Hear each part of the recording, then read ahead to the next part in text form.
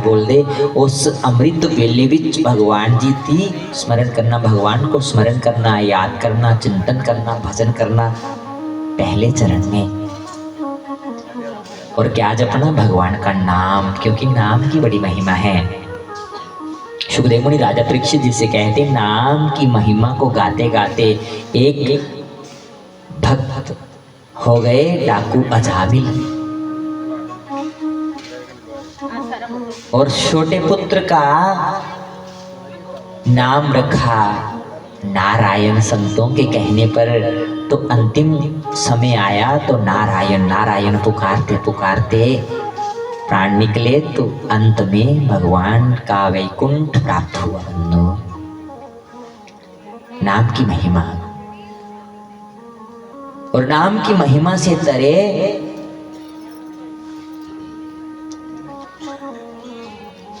एक गजेंद्र नाम के हाथी,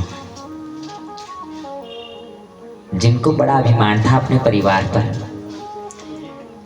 एक बार सरोवर में स्नान करने के लिए गए, मतवाले हो रहे थे, सरोवर में जल से खेल खेल रहे थे। इतने में एक मगरमच्छ आया, आकर के पाँव पकड़ लिया। बंधु, पाँव को छुड़ाने का बहुत प्रयास किया सुबह से लेकर शाम तक, परंतु पैर को छुड़ा नहीं पाए। परिवार के सदस्य भी साथ दे रहे हैं, पर जैसे जैसे जिसको भूख लगती चले, रात्रि पास आती चले, छोड़ करके जाने लगे, और अंत में अकेले गजेंद्र नाम के हाथी रह गए। और आज उनको ये अनुभव हुआ, ये महसूस हुआ कि मेरा तो कोई नहीं है ईश्वर के सिवा। सब छोड़ करके चले गए, दुख की घड़ी आई ना, सब छोड़ करके चले गए। और कई दिनों तक युद्ध चलता रहा। जब तड़फ तड़फ कर हार गए, जीत नहीं पा रहे हैं, तो जाकर के सत्य को प्रणाम किया। भगवान का नाम नहीं लिया, ना ब्रह्मा कहा, ना विष्णु, ना महेश, सत्य को पुकारा। और बंधु, जैसे ही सत्य का ध्यान किया, भगवान विष्णु उनका कष्ट देख करके रुक नहीं पाए, तुरंत गरुड़ पर सवार हुए, दौड़े चले आए, और दूर से ही सुदर्शन चक्र छोड़ा, और जैसे ही आते भगवान को देखा, तब स्तुति की नारायण की, और एक कमल का फूल सूंड के साथ दौड़ करके भगवान की ओर छोड़ा, प्रणाम किया जाकर के। तब भगवान ने सुदर्शन चक्र से सबसे पहले मुख किसका खोला? मगरमच्छ का, बराह का,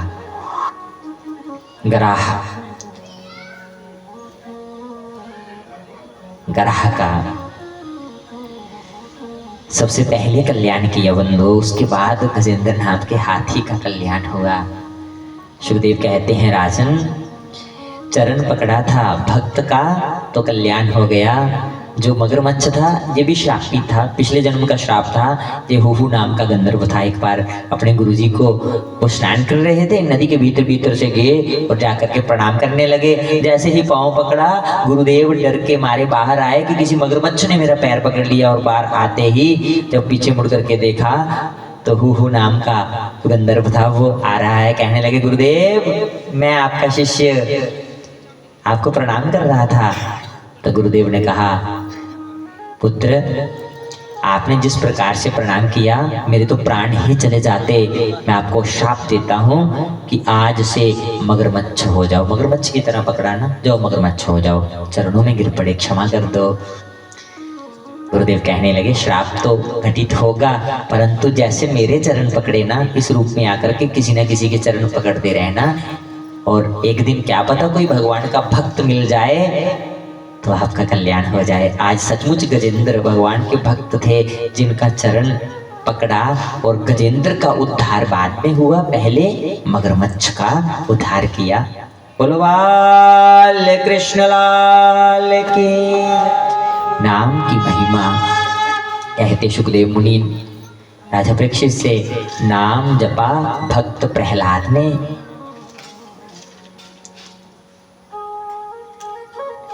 हरि अनंत, हरि कथा अनंता। कथा तो इतनी है भगवान की, मैं उसके विषय में क्या ही कह सकता हूँ। बंधु, आज चतुर्थ दिवस है, आप भगवान की झांकी का भी दर्शन करेंगे कुछ पलों के बाद, बाल रूप की झांकी का। और मैं संक्षेप में ये वर्णन कर रहा हूँ। भक्त प्रहलाद एक राक्षसी कुल में जन्म लेकर के आए और पिताजी ने बड़ा समझाया कि नारायण का नाम मत जपो, लेकिन जब गर्भ में थे कयाधु के तो नारद मुनि से भगवान का वर्णन सुना था, इसलिए वो भगवान के भक्त हो गए। और इतनी भक्ति थी कि जिसके आगे राक्षसी कुल को झुकना पड़ गया। और अंत में कल्याण भी भक्त प्रहलाद के द्वारा हुआ। बहुत प्रयास किए मारने के, पहले समझाया, जब नहीं समझे तो मारने का प्रयास किया। हिरण्यकशिप ने उनके प्राण भी नहीं ले पा रहे हैं तो अंत में जाकर के एक खंबे की ओर देख करके कहा, आप कहते हो ना हमारे भगवान हर जगह है, क्या इस खंबे में भी आपके भगवान हैं? तो वहां पर भी संकेत दिया और कह रहे हैं प्रहलाद, पिताजी इसमें भी मेरे भगवान हैं। तो जब प्रहार करने लगे, भक्त प्रहलाद की बात पर विश्वास नहीं करते तो बंदो भक्तों की रक्षा करने के लिए भगवान कहीं से भी रूप लेकर के प्रकट हो जाते। उस खंबे में से भी भगवान प्रकट हो गए। कौन सा रूप लेकर के? नरसिंह रूप लेकर के।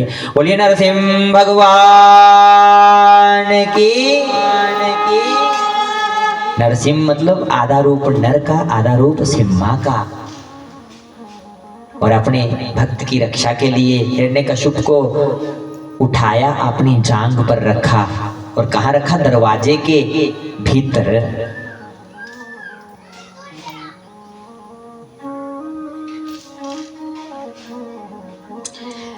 एक पांव दरवाजे के अंदर है, एक बाहर, क्योंकि हिरण्यकशिप ने ऐसे ऐसे वरदान लिए थे कि ना बाहर मरूंगा, ना भीतर, ना आकाश पर, ना जमीन पर, ना किसी से गर्भ से जने हुए से, ना किसी अस्त्र से, ना शस्त्र से, मैं किसी से भी मेरी मृत्यु ना हो। तो भगवान ने याद करवाया हिरण्यकशिप को कि देख, ना बाहर है ना भीतर है। दरवाजे के भीतर एक पांव भीतर था, एक बाहर था। और ना आकाश है ना जमीन है। कहाँ था? जंघा के ऊपर। और कहा ना अस्त्र है ना शस्त्र है, क्या थे? नाखून। और हृदय को विधीर कर डाला बंदो। खून से रंगे हाथ, उन्हीं हाथों से भक्त प्रहलाद को अपनी गोद में लिया और लाड करने लगे, चाटने लगे, जैसे एक गौ अपने पुत्र को चाटती है बंदो, बछड़े को चाटती है।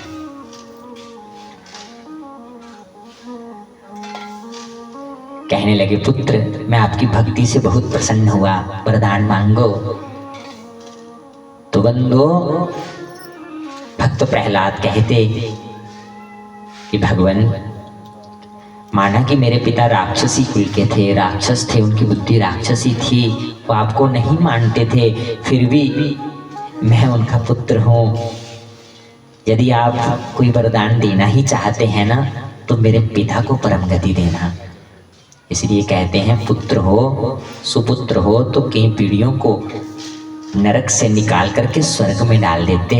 यदि पुत्र कुपुत्र हो जाए तो कई पीढ़ियां नरक से, स्वर्ग से नरक की ओर धकेल देते।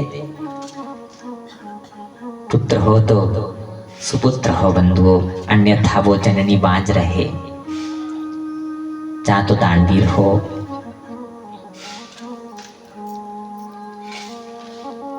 बंधुओं, भक्त प्रहलाद ने भी नाम जपा। और ये कलयुग चल रहा है, कलयुग में नाम की बड़ी महिमा है। नाम और दान ये भी निरंतर हमारे मन से चलना चाहिए, चलते रहना चाहिए।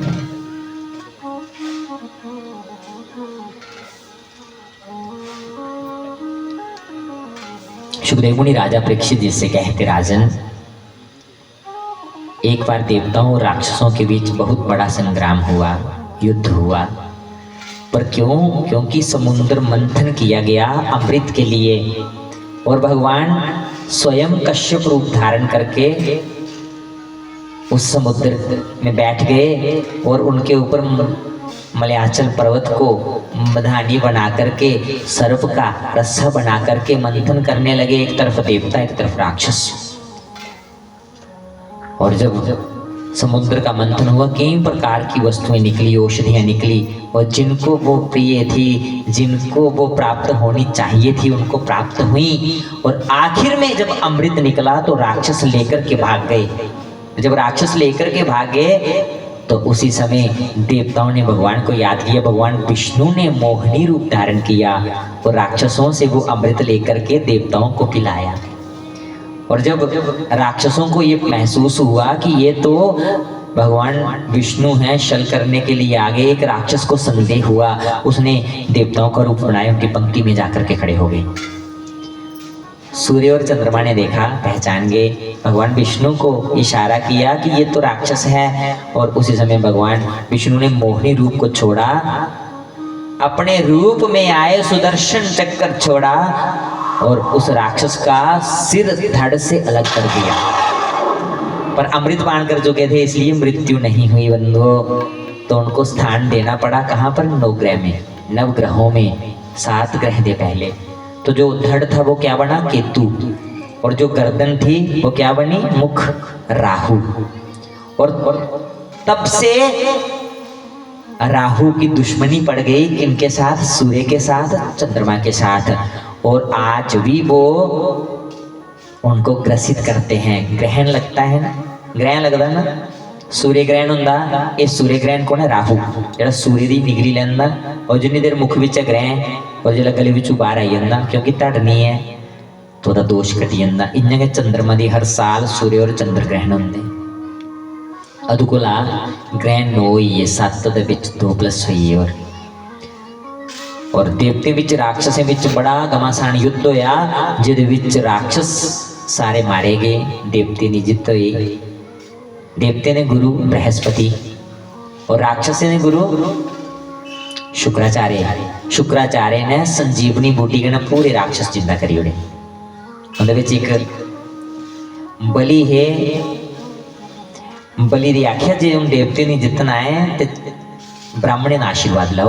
एक यज्ञ रखा और ब्राह्मण ने आशीर्वाद लिया। एक विमान मिले ब्राह्मण को आशीर्वाद के रूप में।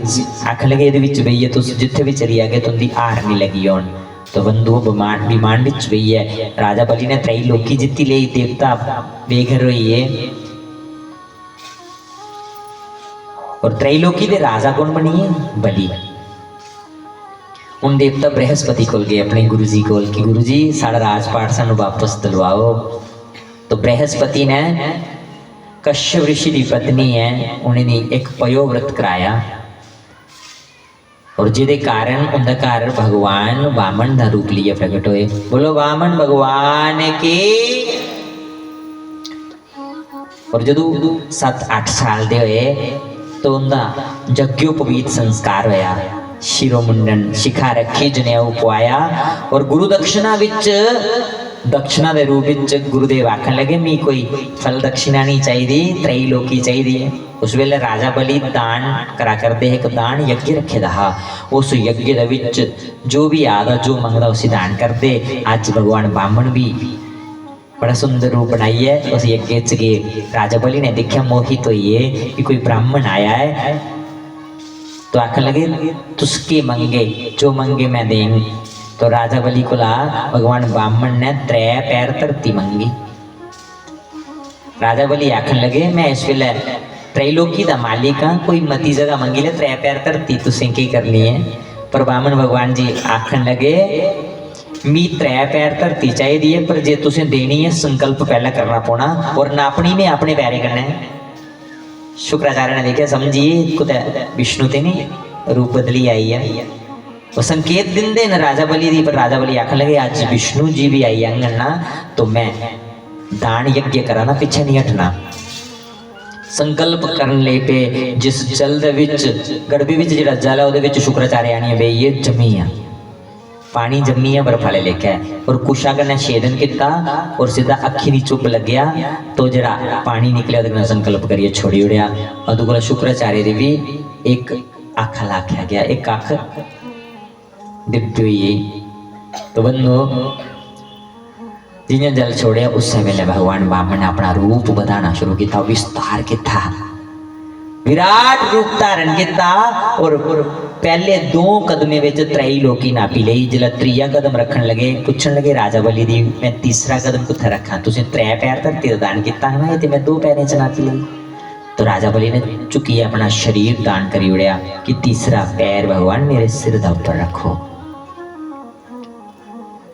और वो त्रैलोकी लिए भगवान आए और अपने गुरुदेव की झोली च पाई, वो देवते ने वापस दी और देवता परतिए अपना राज संभालन लगे। देवताएं दी राजपाट वापस दिता। बंधु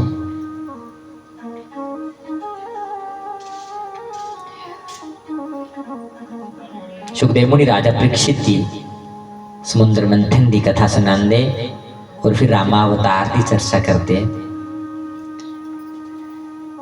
कि राम जी 9वें स्कंद विच आंदे दिन के 12 बजे सूर्यवंशी कहलाए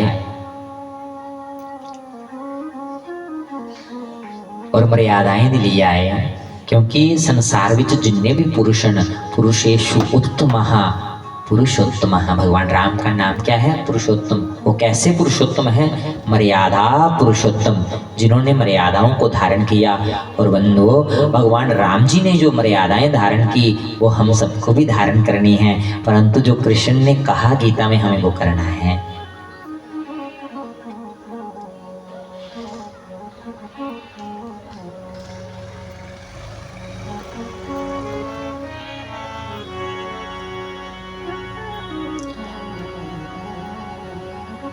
रामचरितमानस से हमें ये शिक्षा मिलती है कि हमारे परिवारों के संबंध कैसे होने चाहिए, हमें छोटे और बड़ों का मान सम्मान कैसे करना है, भाई भाई का प्रेम कैसा है, पिता पुत्र का प्रेम कैसा है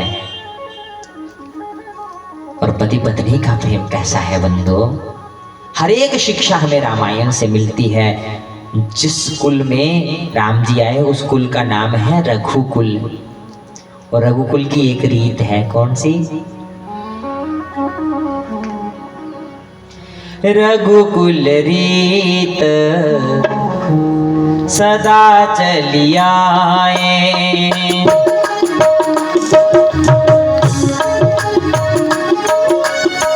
रघुकुल रीत सदा चली आए।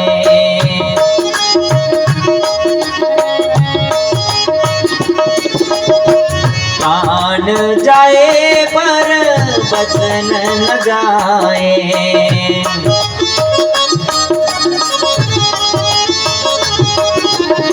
श्री राम जय राम जय जय राम,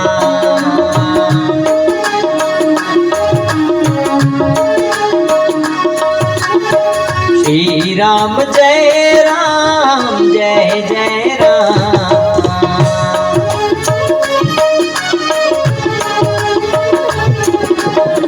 श्री राम जय राम जय जय राम, हे राम। रघुकुल रीत सदा चली आए, प्राण जाए पर वचन न जाए। वचन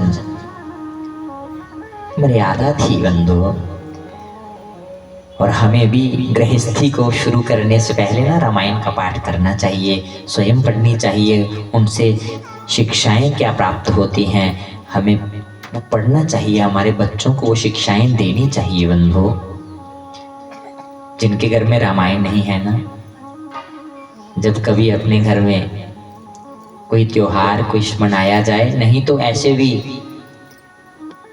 एक एक रामायण जरूर घर पे रखो, रोज उसका पाठ करो, एक अध्याय। अपने बच्चों को कहो, वो कहें आपसे, आप उनको सुनो। जिस घर में रामायण रखी जाती वहां पर हनुमान जी स्वयं आ जाते रक्षा करने के लिए। और आज 2-3 दिन पहले जो एक यात्रा निकाली गई थी दिल्ली से वृंदावन एकता के लिए, उसका भी यही लक्ष्य है कि हर घर में हनुमान चालीसा पाठ होना चाहिए, जिससे हमें हमारे धर्म ग्रंथों का पहले बोध तो हो, जिससे हम दूर भाग रहे हैं। और उसका मेन लक्ष्य यही है, संस्कृति, संस्कार और सभ्यता और एकजुटता। संगे शक्ति कलौ युगौ। और राम जी की कथा ये हमें शिक्षा देती है बंधु। 9वें स्कंद में राम जी की कथा कही गई और 10वें स्कंद में भगवान श्री कृष्ण अवतार लेकर के आए। मैं संक्षेप में 2-4 बातें उसकी कह करके झांकी का दर्शन करेंगे। जो भी झांकी बनाई होगी उसकी विस्तार से कल चर्चा करेंगे। सुखदेव मुनि राजा परीक्षित से कहते, एक शहर था जिसका नाम